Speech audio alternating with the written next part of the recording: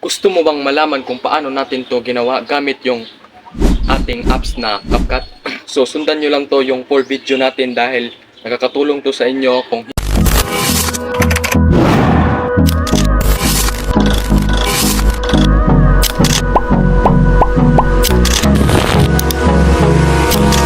Hold me close till I get up.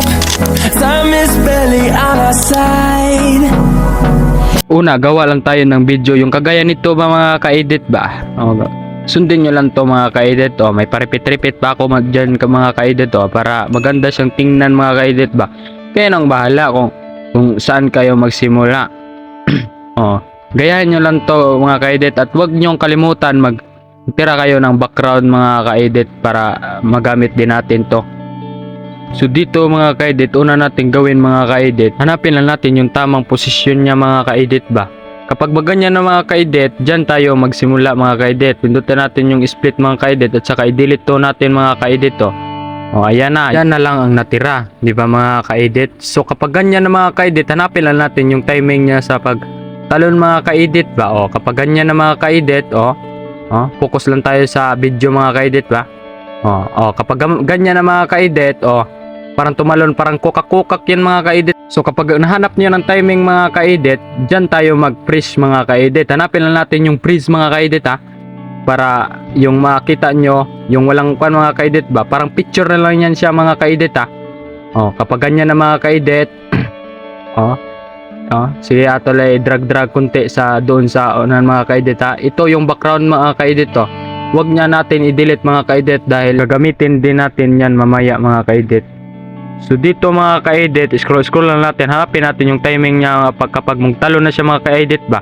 Ito mga ka-edit, delete lang natin yung wala nang kwenta mga ka-edit ba. So i-on lang natin yung video mga ka-edit di ba?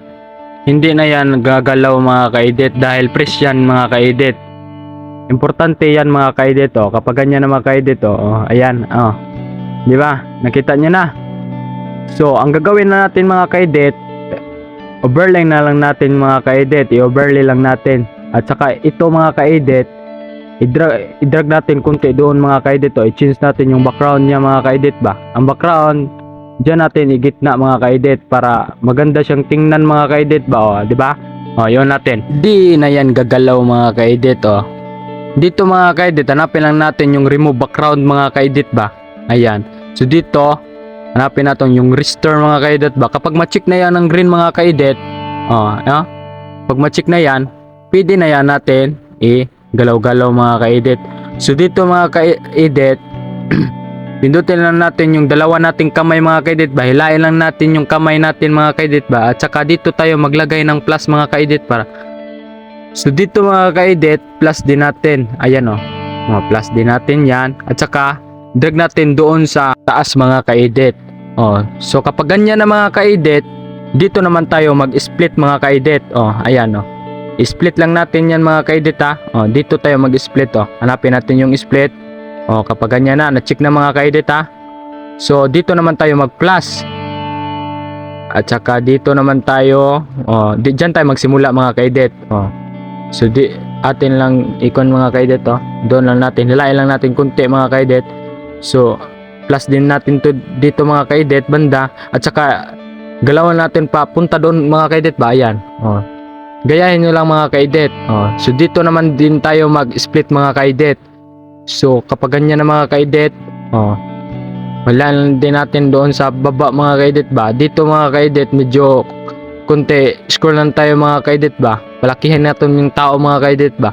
So kapag ganyan na mga posisyon niya mga ka-edit, bigay tayo dito ng plus mga ka-edit ba. Ayan mga kita mo yung pula yung mga ka-edit ganyan yan mga ka-edit. Score lang natin down mga ka-edit ba. So ayan, dito din maglagay din tayo ng plus mga ka-edit. So dito medyo split lang natin mga ka-edit. Ayan, delete yung kaninang sobra mga ka-edit. At saka yan mga ka-edit yung background, delete din natin yung sobra. At saka yan na lang yung nakita nyo mga edit. Kapag hindi pa kayo comfortable mga ka-edit, ayan, ito palakihin pa to natin yung tao mga ka-edit para maganda siyang tingnan mga ka-edit ba. Ayan. So ayan yung natira mga ka-edit. Ipaka natin yung mga ka-edit, di ba? O ayan. So sana nakatulong to sa inyong video. Don't forget to like and share mga ka-edit. When